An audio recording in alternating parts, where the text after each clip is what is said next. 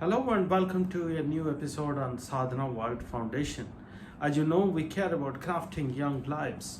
We present stories drawn from the lessons in history and mythology, which are anchored on moral values. We think that these lessons contain a significant amount of moral teachings, which our young children and adults can inculcate in their lives to become better and stronger human beings. We have been speaking about leadership qualities. We said that the leaders that we respect are people with integrity. They demonstrate consistently ethical standards. They are visionary, they are adaptable, they are resilient, they are self confident, they are emotionally intelligent. Leadership is not limited to these 7 qualities. Today we will speak about the 8th dimension, which is about decisiveness. If you think of the leaders that you respect, you'll find that all of them were people who could make decisions very quickly and effectively. We all know about the mythological character from the Greek mythology about Prince Paris. He had the task of choosing the most beautiful goddess at that point in time. So it was a choice. Of course, it was a difficult choice to make between Athena, Aphrodite, and Hera. All 3 of them were great goddesses of their own time and respected, also very beautiful.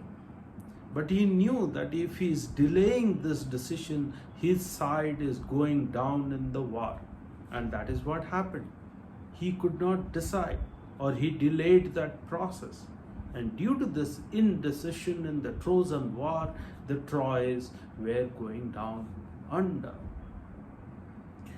In Hindu mythology, we know about the indecision, the conflict which came in Arjun's mind right in the battlefield when the epic war of Mahabharat is about to take place. Arjun wasn't sure that he should go into the war against his brothers, his teachers, the people that he has respected and looked up to. He wondered what he would do if he wins this war. Fortunately, his guide, mentor, Sri Krishna, helps him resolve this conflict in his mind. And of course, Srimad Bhagavad Gita has been created out of that episode of conflict resolution for Arjun. We all know that it's important to make decisions effectively and quickly, like Arjun could and like Prince Paris couldn't. Why do leaders delay making a decision or are indecisive? It is their fear of the consequences. Second possibility, they don't have full information about what this conflict all about. They are not able to understand this whole thing fully. Thirdly, it could be their own orientation of too much of reliance on the process of building a consensus amongst all their stakeholders. Fourthly, it could be their own propensity or own leaning towards avoiding conflict amongst the people that they grow up, that they live with. Possibly Arjun was going through that conflict. And sometimes leaders want to analyze the pros and cons of various alternatives available to them. They try to create it, they try to look for a third path or the middle ground, which possibly doesn't exist all the time. All of us as individuals face various kind of decisions to be made, decision making scenarios every day in our lives. It could be as simple as what clothes to wear or which restaurant to go to have food at, or it could be that how to call somebody and say something, or it could be decisions which have got larger implications like relationships, marriage, divorce, inheritance, and so on and so forth. In the world of business, the leaders of business face various decision making scenarios every day.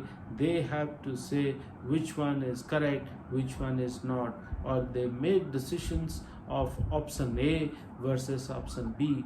There are conflicts of ideas, conflicts of opinions, views, and perspectives among the members of their own team. And they have to say, they have to either find a middle ground very quickly, or they have to go with one set of ideas or perspectives while the other doesn't get the support that the person is looking for. How can we make ourselves trained better in making decisions effectively? I think firstly, it's about staying on the path of knowledge, information. We need to have the quest, we need to have the curiosity to know about the situation in full as much as is practically possible given the amount of time that is available. Many of us get really worried, anxious about the scenario that we have suddenly put ourselves in and do not stay in the path of knowledge. We slip into the path of emotions, of thinking about the implications of the scenario. Secondly, it's about being confident, being pure in one's mind, the confidence that I will do the right thing, and little bit of trust on one's instinct. And thirdly, possibly most importantly, it's about knowing about oneself, one's awareness about oneself. If I know that I am someone who relies a lot on consensus building, if I know, for example, that I am someone who don't want to see conflict amongst the near and dear ones, then I am aware that such a thing may be impairing me, may be hurting me to make a decision quickly. Then I know that this is the obstacle to overcome. Then I can overcome that consciously. I put some extra effort to overcome that. I looked at chapter number 16 of Srimad Bhagavad Gita, where Lord Sri Krishna advises 26 noble qualities to this human civilization for all of us to practice. I picked up 4 or 5 of them which are directly connected to this decision making ability, to develop the decision making ability. I think the first one is about staying on the path of knowledge in a steadfast manner. The second is about purity of mind. Third is about fearlessness or abhayam.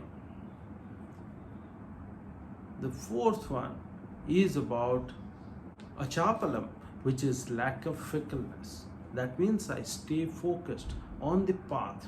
I know that what outcome this decision is going to deliver.